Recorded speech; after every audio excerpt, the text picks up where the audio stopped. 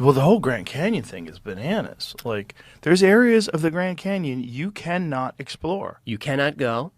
You cannot fly over. Right. And you can't fly under the rim. Yet when you go to those bad places, suddenly a white plane flies over under the rim, black helicopters show up. I showed on my episode. I show the black helicopters showing up. Like, they do show. Yeah. Like they are protecting something. The Grand Canyon, a vast chasm of natural wonder carved by time, has long been associated with ancient secrets and hidden histories. But few stories stir the imagination quite like the tale of Egyptian relics buried deep within its cliffs. Today we'll dive into the forbidden zones, shadowy histories, and controversial figures behind the mystery of ancient Egyptian relics supposedly found in a hidden Grand Canyon cave. The 1909 discovery that started it all. When G.E. Kincaid tied off his small wooden boat to investigate the strange coloration of the rock wall, he was hoping to find clues that would lead him to a mineral deposit. He wasn't expecting to find hieroglyphics.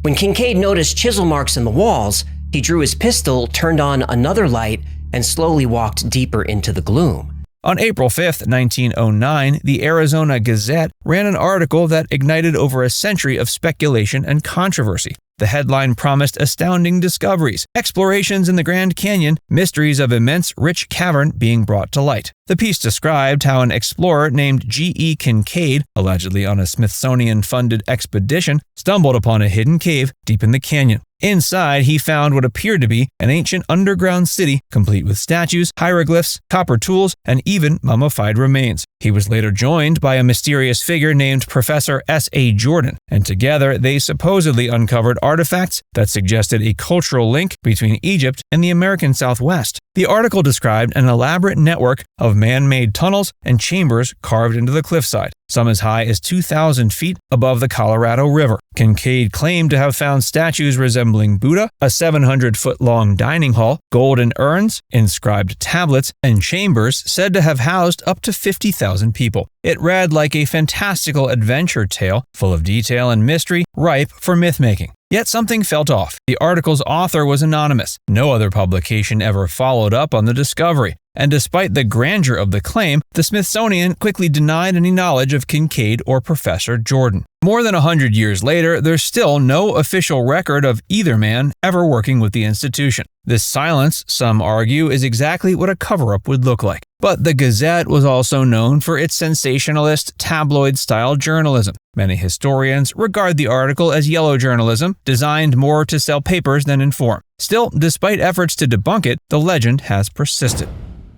The cover-up claims and forbidden zone.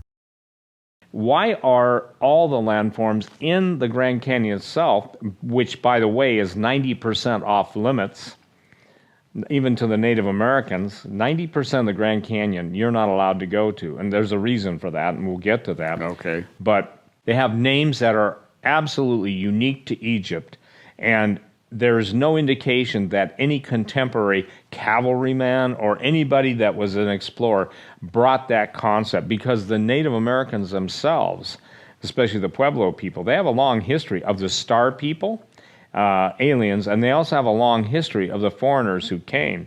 So in the forbidden history revealed for the first time in history, and this is what people have got to understand, the cover-up and cover-over has taken place in the Catholic Church and antiquities. I'm not bashing Catholics, I'm just saying that it was a real thing.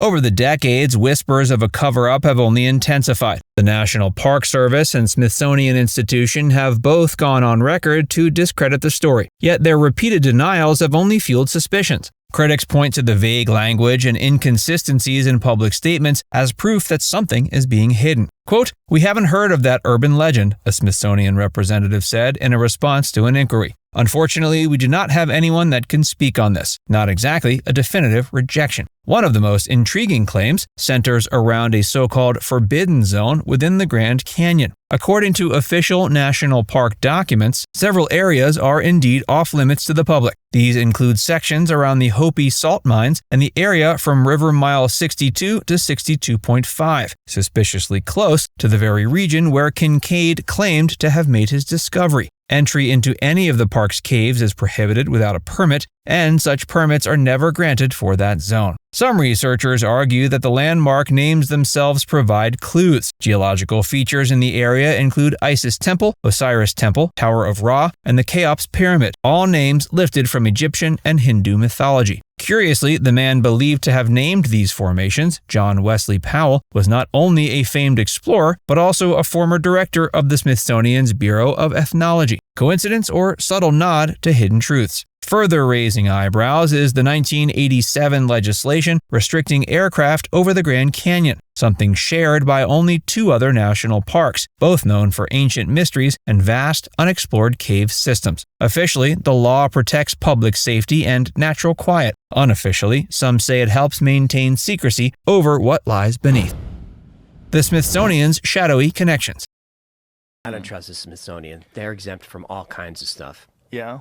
Well, like there's a law passed not too long ago that if you have Native American artifacts that are important to that culture, especially burial artifacts, they must be returned. Unless you're the Smithsonian, then They're allowed to hold on to then them? you can make a case that you don't have to give it back. Adding more fuel to the fire is the sketchy history of Professor S.A. Jordan, the man said to have joined Kincaid in exploring the cave. The Smithsonian insists no such person was ever affiliated with the institution. But historian sleuths have pointed to one possible candidate, Professor David Starr Jordan. He was a leading figure at Stanford University and served closely with the Smithsonian from the 1880s to 1910. David Starr Jordan's past is controversial. He was a fervent proponent of eugenics, writing essays that promoted racial purity and state-led sterilization programs. His name has since been stripped from numerous public buildings, and in 2003, the California legislature expressed profound regret over his role in the movement. If this was the same Jordan from the Gazette article, it would certainly explain why the Smithsonian would want to distance themselves from him. Yet, despite these efforts at erasure, a photo of Jordan remains in the Smithsonian archives, and while no official record ties him directly to the Grand Canyon expedition, his involvement with ichthyological surveys in the area during the same period adds a layer of plausibility. For believers, this shadowy figure represents the institutional rot at the heart of the cover-up, an example of how those entrusted with preserving history may instead have distorted it. Alternative researchers continue to insist the Smithsonian has actively destroyed or hidden artifacts that don't fit into the accepted narrative of American history. While no smoking gun has surfaced, the persistence of this claim underscores how mistrust in institutions often fuels legends far longer than facts ever could.